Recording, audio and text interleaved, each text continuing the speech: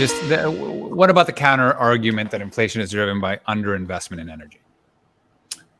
Underinvestment. Well, commodity inflation definitely has, ESG and, the investment in that type of, the worrying about global warming, right? Essentially, which is legitimate, but, our ability to worry about those things at the cost of our existential kind of energy demands has definitely been a major, major driver of energy inflation. So I'm not disregarding that.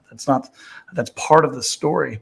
But our willingness to do those things is based on malinvestment, right? It's based on us pursuing things that are not necessarily practical. Luxury beliefs, right?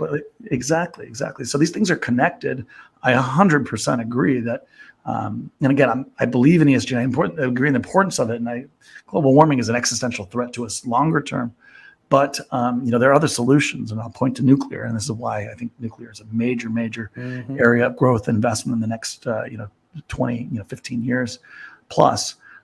But investing in wind farms and solar, which are very, very inefficient, even with the advancements that we've seen and that we're likely to see, has led to massive underinvestment, which is only going to exacerbate the problems in the short term. Yeah, I think the argument, I don't know if it's a counter argument. It has been a malinvestment in energies. And we know that the cycle for reinvestment, for having CapEx to that space, doesn't take 6 months. It takes years. And so whatever the malinvestment was, now we're going to start ramping that up.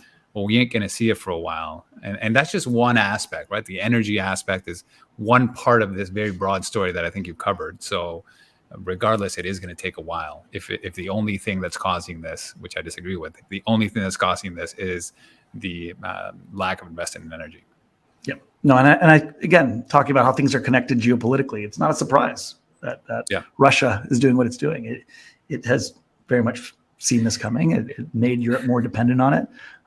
It has seen the commodity edge that they have and the ability to create a massively inflationary environment that ultimately creates more revenues for them in a situation where they would have enough strength to capitalize here when the rest of the world is unwilling to maybe move because they're dealing with other populist internal problems. So again, you see geopolitical stress when people when there's an opening opportunistically. Yep. So these are all connected, and I think it's important to see the bigger picture.